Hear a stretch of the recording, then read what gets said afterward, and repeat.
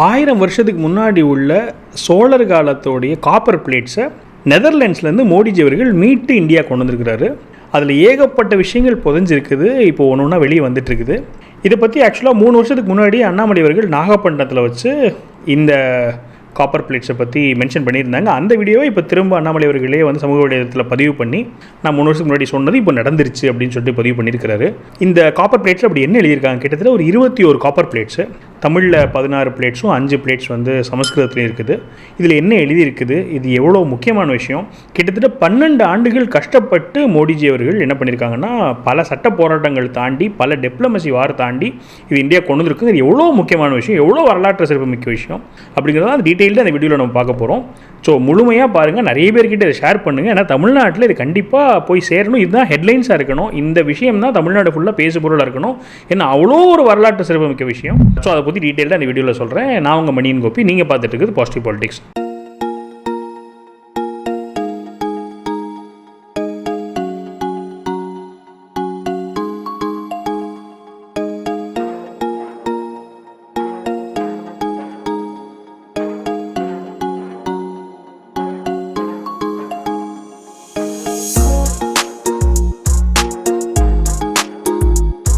So நான் முதல்ல என்ன பண்ணிட்டேன்னு சொன்னால், அண்ணாமலை அண்ணா 2023 இதை பற்றி பேசின அந்த ஒரு 1.5 நிமிஷம் கிளிப்பிங் அதை போட்டுடுறேன். ஆனால் அவர் அந்த வீடியோவில் பேசினது போக பல விஷயங்கள் இப்போது நம்மளுக்கு ஃபிசிக்கலாக அந்த காப்பர் பிளேட்ஸ் கையில் கிடைச்சதுக்கப்புறமா அந்த ஸ்கிரிப்சர்ஸ், அந்த ஸ்கிரிப்ட் என்னென்ன எழுதியிருக்காங்கிறதெல்லாம் அண்ணாமலை நான் அதில் சொல்லலை. அதாவது பேசிக்காக உள்ள அவுட்லைன் தான் சொல்லியிருப்பாங்க. ஆனால் உள்ள எவ்வளோ விஷயங்கள் இருக்குது, என்ன சட்ட போராட்டம் இருக்குங்கிறதெல்லாம் டீட்டெயிலாக நான் அந்த வீடியோ நீங்கள் பார்த்துட்டு வந்ததுக்கப்புறமா நான் சொல்கிறேன். ரொம்ப நாள் உங்களுடைய கனவு என்னன்னாங்க, அந்த லைட் அண்ட் தகடை கொண்டு வரணும். நாகப்பட்டினத்தில் சில பேருடைய கோரிக்கை வைக்கிறீங்க, அண்ணா இந்த லைட் அண்ட் தகடு எங்களுக்கு வேணும் அப்படி. ஒருவேளை நம்முடைய சகோதரர் என்ன லைட் அண்ட் தகடை பத்தி என்ன பேசுறீங்கன்னாங்க, நாகப்பட்டினத்திலிருந்து ஒரு சரித்திர புகழ்மிக்க ஒரு தகடு, ஒரு செப்பு தகடு இன்னைக்கு இங்க இல்லைங்க. அது எப்பவோ நெதர்லாண்ட்ஸுக்கு போயிடுச்சு. அது ராஜராஜ சோழனுடைய காலத்துல 9ஆம் 10ஆம் நூற்றாண்டிலே ஒரு செப்பு தகடை வெளியிட்டாங்க. 21 செப்பு தகடு அப்ப வெளியிட்டது. அதுல 5 செப்பு தகடு சோழ பாரம்பரியத்தினுடைய வாரிசுகளை குறிக்கிறாங்க சமஸ்கிருதத்தில். 16 செப்பு தகடு தமிழ்ல இருக்கு. அது என்ன இருக்குன்னாங்க, கடாரம் போய் நம்ம ஆளுங்க சோழ பேரரசு கடாரம் போய் ஜெயிச்சுட்டு வந்தாங்க. அங்க இருந்து சூடாமணி பௌத்த மன்னன் இங்க வந்து நாகப்பட்டினம் பக்கத்தில் இருக்கக்கூடிய ஆனைமங்கலத்துல நான் ஒரு புத்த விகாரத்தை கட்டுகின்றேன் என்று கேட்ட பொழுது இங்க இருக்கக்கூடிய சோழ பேரரசு புத்த விகாரம் கட்டுவதற்கு அனுமதியும் கொடுத்து 26 கிராமங்களுடைய வருவாயை கொடுத்தார்கள். அதை இந்த 16 செப்பு தகடுல ஒரு அக்ரிமெண்ட் போட்டிருக்கிறாங்க சோழர்களும் அங்கிருந்த கடார அரசும். அந்த 16 செப்பு தகடும் 5 செப்பு தகடும் வாரிசு செப்பு தகடும் 21 செப்பு தகடு நெதர்லாண்ட்ஸில் இருக்கக்கூடிய லைடன் பல்கலைக்கழகத்தில் எவனோ கொண்டு போய் வச்சுட்டாங்க ஆங்கிலேயர்கள் இருக்கும்போது. அதை கொண்டு வருவதற்கு பாரத பிரதமர் நரேந்திர மோடி அவர்கள் போராடி செப்பு தகடு மறுபடியும் இங்கே வர வேண்டும். உங்களுடைய சரித்திரங்க. ஸோ முதல்ல இது வந்து ராஜராஜ சோழன் அவர்கள் வந்து கொடுத்த வாக்குறுதி, அந்த அக்ரிமெண்ட், அதுதான் இந்த காப்பர் பிளேட்ஸில் இருக்குது. யாருக்கு இந்த வாக்குறுதி கொடுக்குறாங்கன்னு கேட்டிங்கன்னா, இந்தோனேஷியா, இப்போ இருக்கிற இந்தோனேஷியாவில் இருக்கக்கூடிய ரூலருக்கு கொடுக்குற வாக்குறுதி. நீங்கள் இங்கே வந்து ஒரு புத்த விகாரம் கட்டுறதுக்கு நான் அனுமதி தரேன் அப்படின்னு சொல்லிட்டு, அதுக்கு இடங்கள் தரேன், அப்புறம் அங்கே வில்லேஜில் இருக்கக்கூடிய ரெவன்யூ தரேன் அப்படின்னு சொல்கிறாங்க. இதை ஃபுல்லாத்தையும் ராஜராஜ சோழன் அவர்கள் வாயு வழியாக சொல்கிறாங்க. அது அப்போ பாம் லீவ்ஸ் தான் எழுதி வச்சாங்களாமா. அதுக்கப்புறம் ராஜேந்திர சோழன் அவர்கள் என்ன பண்ணுறாருன்னு சொன்னால், இது ஒரு காப்பர் பிளேட்டில் இது பண்ணுறாரு. அதில் வந்து ஏகப்பட்ட வரலாறு எழுதி வைக்கிறாங்க. இது எப்படி எழுதுறாங்கன்னு சொன்னால், இந்த காப்பர் பிளேட்ஸ் என்ன இருக்குன்னு பார்த்தீங்கன்னா, இது ஏஐயில் கொடுத்து டிரான்ஸ்லேட் பண்ணி வெளியே வந்துருச்சுன்னு வச்சுக்கோங்களேன். ஸோ என்ன இருக்குன்னு சொன்னால், சோழர்களுடைய வரலாறு ஃபுல்லாக எழுதுகிறாங்க. அதாவது விஷ்ணுவில் ஆரம்பித்து மனுநீதி சோழன் வரைக்கும் எல்லா அவங்களோட வம்சம் ஃபுல்லாக எல்லாத்தையும் மென்ஷன் பண்ணி, அதுக்கப்புறமா வந்து இப்படிப்பட்ட சோழர் பரம்பரையில் இருந்து நாங்கள் என்ன பண்ணுறோம்னு சொன்னால் கோவில் கட்டுறதுக்கு இடம் கொடுக்குறோம். அதில் வேறு என்ன இருக்குது, இதை மொத்தம் 41 பேர் இந்த காப்பர் பிளேட்ஸில் இருக்கிற விஷயங்களை வந்து அவங்க டைப் பண்ணியிருக்கிறாங்க. யாரெல்லாம் அந்த அஃபீஷியல்ஸ், இதில் இன்வால்வ் ஆகிற அஃபீஷியல்ஸ் யாரெல்லாம், எவ்வளோ இதுக்கு டேக்ஸ் எக்ஸம்ஷன் இருக்குது, எந்த இடம், என்ன பவுண்ட்ரி, அந்த பவுண்ட்ரி எப்படி முடிவு பண்ணியிருக்கோம் அப்படின்னு சொன்னால், ஒரு பெண் யானையை வச்சு அந்த பெண் யானை போகிற இடம், அது எங்கெல்லாம் போகிறாங்கன்னு சொல்லிட்டு அதை வந்து பார்டராக ஃபிக்ஸ் பண்ணி அது இடம் ஃபிக்ஸ் பண்ணியிருக்காங்க. அப்புறம் எப்படி இது எக்ஸம்ஷன் இருக்குது, யாரும் இதுக்கு இடைஞ்சல் பண்ணக்கூடாது, இதுக்கு உண்டான தேவையான விஷயங்கள், இந்த மாதிரி அவ்வளோ டீட்டெயில்டாக அதில் பர்டிகுலர்லி ஒரு முக்கியமான விஷயம் என்ன எழுதியிருக்காங்கன்னு கேட்டிங்கன்னா, இந்த மாதிரி சோழர்களோட வரலாறை வந்து வேதவியாசரால் தான் அவ்வளோ டீட்டெயில் எழுத முடியும், இருந்தாலும் நாங்கள் முயற்சி பண்ணுறோன்னு சொல்லிட்டு அந்த காப்பர் பிளேட்ஸில் எழுதினவங்க வந்து மென்ஷன் பண்ணியிருக்காங்க. அப்படி சிவபெருமான் வந்து எப்படி நீலகண்டர் ஆனார், எப்படி வந்து பார்க்கடலை கடைஞ்சாங்க, இதெல்லாம் சோழர் வரலாறில் இருக்குதுன்னு சொல்லி மென்ஷன் பண்ணி அந்த காப்பர் பிளேட்ஸ் இருக்குது. இதெல்லாம் வரலாறு. அப்போ இப்படிப்பட்ட அவ்வளோ டீட்டெயில்டான காப்பர் பிளேட்ஸு 5 வந்து சமஸ்கிருதத்தில் எழுதியிருக்கிறாங்க. அந்த வம்சத்தை ஃபுல்லாக எழுதுனா சமஸ்கிருதத்தில் எழுதியிருக்கிறாங்க, மற்றது ஃபுல்லாக தமிழ் எழுதியிருக்கிறாங்க. இது வந்து என்ன இருக்குன்னு கேட்டிங்கன்னா, அப்போது நம்மக்கிட்ட வந்து டச் ஈஸ்ட் இந்தியா கம்பெனி வந்து ஆட்சி பண்ணியிருக்கிறாங்க. அப்போ அவங்க என்ன பண்ணிட்டாங்கன்னா, இது எல்லாத்தையும் எடுத்து நெதர்லாண்ட்ஸ் கொண்டு போயிட்டாங்க. அது வந்து என்ன இருக்குன்னு கேட்டிங்கன்னா, அது வந்து லீகலாக கொண்டு போனாங்களா? அப்போ லீகல் கிடையாது, அவங்க ஆட்சி பண்ணிட்டு இருந்தாங்க. பட் ஸ்டில் இருந்தாலுமே கொலனைசேஷனில் அவங்க வந்து அபகரிச்சுட்டு போயிட்டாங்க அப்படிங்கிற மாதிரி வாதாடி கிட்டத்தட்ட 300 ஆண்டுகளை இப்போ நெதர்லாண்ட்ஸில் இருக்குது. 1700 நெதர்லாண்ட்ஸ் இருக்குது. இது வந்து 1100 உருவாக்கப்பட்ட செப்பு காப்பீடுகள் 1700 நெதர்லாண்ட்ஸில் இருக்குது. அப்போது மோடிஜி என்ன பண்ணுறாங்கன்னு சொன்னால், இது யுனெஸ்கோக்கு எடுத்துகிட்டு போயிட்டு இதுக்குன்னு ஒரு அமைப்பு இருக்குது தனியாக. அந்த அமைப்புக்கு பேர் வந்து ICPRCP, அதாவது intergovernmental committee for promoting the return of cultural properties to the country of origin. அது particularly restitution in case of illicit appropriation.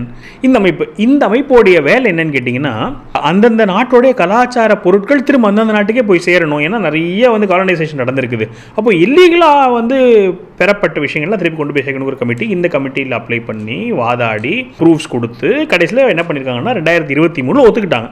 என்ன ஒத்துக்கிட்டாங்கன்னா, இது போல் இது இந்தியாவுக்கு தான் சொந்தமானது, இந்தியாவும் நெதர்லாண்ட்ஸும் சுமூகமாக பேசி எப்படி அதை கொண்டு போகணுமோ கொண்டு போய்க்கோங்க அப்படின்னு சொல்லிட்டு அவங்க வந்து பாஸ் பண்ணியிருக்காங்க. அந்த தீர்ப்பு கொடுத்துருக்காங்க. இது வந்து 2023 அக்டோபரில் நடந்திருக்குது. அதுக்கப்புறம் தான் 2 மாதத்தில் அண்ணாமலை அண்ணா வந்து நாகப்பட்டினத்தில் பேசும்போது இது எப்படியாவது போராடி மோடிஜி கொண்டு வந்துடுவார், ஏன்னா தீர்ப்பு வாங்கிட்டார். அப்போ நாகப்பட்டினம் மக்களுக்கு திரும்ப வரும் அப்படின்னு சொல்லிட்டு, ஏன்னா அந்த பகுதியில் தான் வந்து அந்த விகாரம் கட்டுறதுக்கான அந்த பகுதி ரிலேட்டடான ஒரு காப்பீடு. அப்போது அதுக்கப்புறமா என்ன பண்ணுறாங்கன்னா, 2 நாடும் பைலேட்டரல் பேசுகிறாங்க, டிப்ளமேசியை வளர்த்துக்கிறோம். இப்போது யூரோப்பியன் யூனியனோட ஃப்ரீ ட்ரேட் அக்ரிமெண்ட்டும் சைன் ஆனதுக்கப்புறமா அவங்க முடிவு பண்ணிட்டாங்க, மோடிஜி எப்போ நேரில் வராதோ அப்போ கொடுக்குறோம் அப்படின்னு சொல்லிட்டு. இன்றைக்கி அதாவது 16 மே மோடிஜி வந்து 2வது டைம் நெதர்லாண்ட்ஸ் போகிறப்போ எல்லாத்தையும் திருப்பி கொடுத்துட்டாங்க.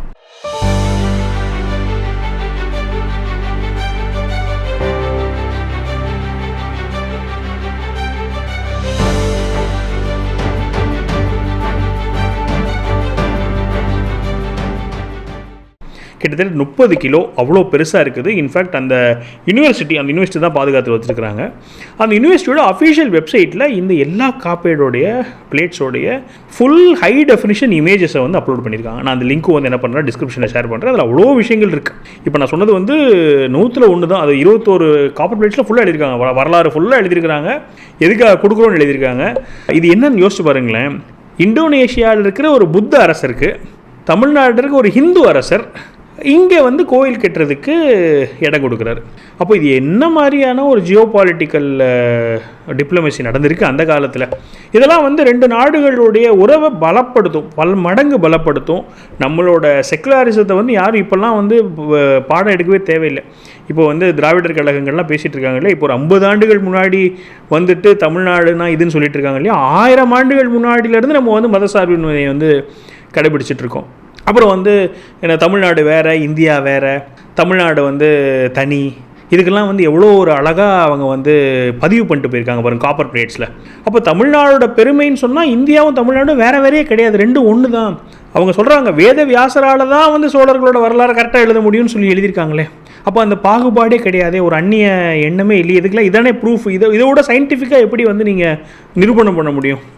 அப்போ இந்த விஷயம் போய் சேரணும், மக்கள் மத்தியில் இந்த விஷயம் போய் சேரணும், இந்த காப்பர் பிளேட்ஸோட ஃபோட்டோஸ் போய் சேரணும். இப்போ நீங்கள் எல்லாம் என்ன பண்ணலான்னு சொன்னால், அந்த லிங்க் இருக்கு இல்லையா, அந்த லிங்க்கில் போனீங்கன்னா எல்லா இமேஜ் இருக்குது. அந்த இமேஜஸ் நீங்கள் எடுத்து எந்த ஏஐயில் நீங்கள் கொடுத்தீங்கனாலும் அது வந்து ட்ரான்ஸ்ஃபர் பாருங்கள். தமிழ் படிக்கிறதுக்கு நம்மளுக்கு ஏஐயோட உதவி தேவைப்படுது. தமிழ் படிக்க முடியாத அளவுக்கு அதை ரொம்ப பழைய காலத்து தமிழ் தான், பட் ஸ்டில் அவ்வளோ பெயர்ந்துட்டே வந்திருக்குது. சரி, ஒரு சிலருக்கு ஒரு கேள்வி வரலாம், இதில் என்ன இருக்குது, இது ஒரு காப்பர் பிளேட்டு தானே அப்படின்னு சொன்னால், இதில் பல விஷயங்கள் வந்து நிரூபணப்படுது.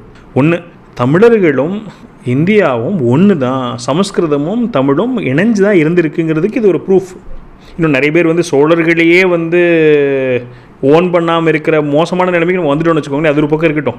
இருந்தாலுமே இன்னொரு பக்கம் என்ன ஒரு தாட் இருக்கும் நிறைய பேருக்கு, சோழர்கள் வந்து போர் புரிஞ்சிட்டு இருந்தாங்க, ஒரு வாரியர்ஸுங்கிற மாதிரியான ஒரு எண்ணமும் ஒரு சிலருக்கு உண்டு. இப்போ இந்த காப்பர் பிளேட்ஸ் என்ன காமிக்குதுன்னு சொன்னால், சோழர்கள் வந்து வாரியர்ஸ் மட்டும் கிடையாது, தேர் அட்மினிஸ்ட்ரேட்டர்ஸ், தேர் எக்ஸ்போர்ட்டர்ஸ், தேர் டிப்ளமேட்ஸ், தேர் செக்குலர்ஸ். இது எல்லாம் ப்ரூவ் பண்ணுது பாருங்க. அதனால் வந்து மோடிஜியோட பட வெற்றிகளில் இது ஒரு முக்கியமான வெற்றி. மோடிஜி வந்து தமிழர்களுக்கு விரோதி, பாஜக வந்து தமிழருக்கு எதிரி அப்படின்னு சொல்கிற பல பேருக்கு வந்து இது ஒரு சரியான பதிலடி. இதுக்கப்புறமும் அவங்க வந்து அந்த மாதிரியான எண்ணத்தோடு இருந்தாங்கன்னு சொன்னால் அவங்க கண்ணை மூடிக்கிட்டு இருக்காங்க, இல்லை மண்ணுக்குள்ளே அவங்க தலையை புதைச்சிருக்காங்கங்கிறது தான் அர்த்தம். இது இப்போ வந்து இந்தியாவுக்கு வந்துருச்சு, நாடு ஃபுல்லாக அதை பேசிகிட்டு இருக்கோம். தமிழ்நாட்டில் இது பெரிய கொண்டாட்டமாக இருக்கணும், தமிழ்நாட்டில் இது பெரிய பேசுபொருளாக இருக்கணும். அதனால் தயவுசெய்து இதை நிறைய பேர்கிட்ட ஷேர் பண்ணுங்கள். உங்களோட கருத்துக்கள் கண்டிப்பாக பதிவு பண்ணுங்கள். மேலும் ஒரு பாசிட்டிவ் பாலிட்டிக்ஸ் வீடியோவில் சந்திக்கிறேன். வணக்கம்.